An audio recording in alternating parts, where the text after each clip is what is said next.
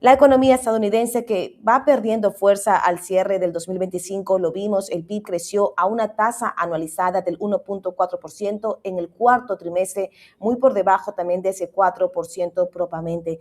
Alejandro, lo que estamos viendo aquí es propiamente un ritmo más bajo desde lo que fue el primer trimestre del año pasado. Estamos hablando en ese momento propiamente del año 2025, donde aún así vimos que el crecimiento fue impulsado, y lo sabemos, por ese consumo, por la inversión que hubo, parcialmente también compensado por menores exportaciones y caídas en ese gasto gubernamental. Entonces, Alejandro, hablando del Producto Interno Bruto, estamos ante una desaceleración temporal, o podemos decir que es el inicio de un enfriamiento más profundo ahora que ya nos encontramos en ese año 2026.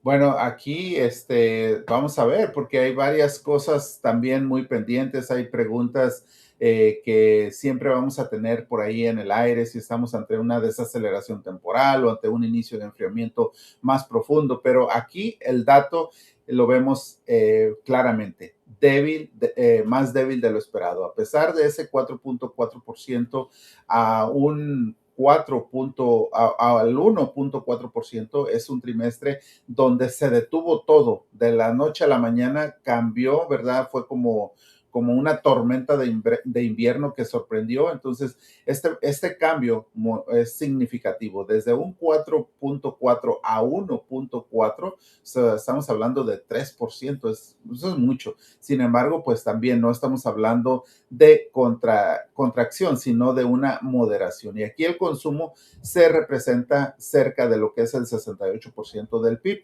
lo que sigue sosteniendo esa expansión, aunque a un ritmo menor, pero también vemos que hubo un reporte positivo en la inversión o exportaciones que retrocedieron, como lo estabas mencionando, y un gasto público que llegó a disminuir, lo que propiamente le restó impulso. Entonces, el balance anual en esos momentos podemos decir que la economía sí tuvo un aumento del 2.2% en el año 2025, por debajo del 2.5%, 2.8% que se había registrado en el 2024. Entonces, es decir, que sí hay crecimiento, pero también hay un dinamismo que por ahí está persistente.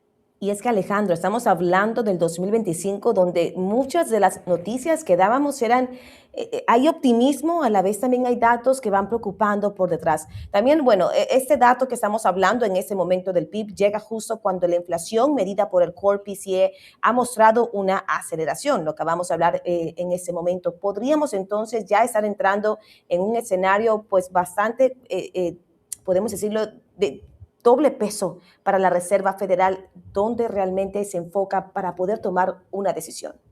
Mira, ahí sabemos que es un punto delicado. Siempre la Reserva Federal tiene, digamos, un cuchillo de doble filo, ¿verdad? Un PIB débil, ¿verdad? Afecta, podría justificar recortes en las tasas, pero también una inflación persistente, pues estaría limitando ese margen. Y para los mercados, eso significa más volatilidad en bonos, en sectores sensibles a esas tasas, como te lo mencionaba, incluyendo lo que son tecnología, compañías vinculadas propiamente a la inteligencia artificial. Entonces, vamos a ver cómo acciona la Reserva Federal hacia esto.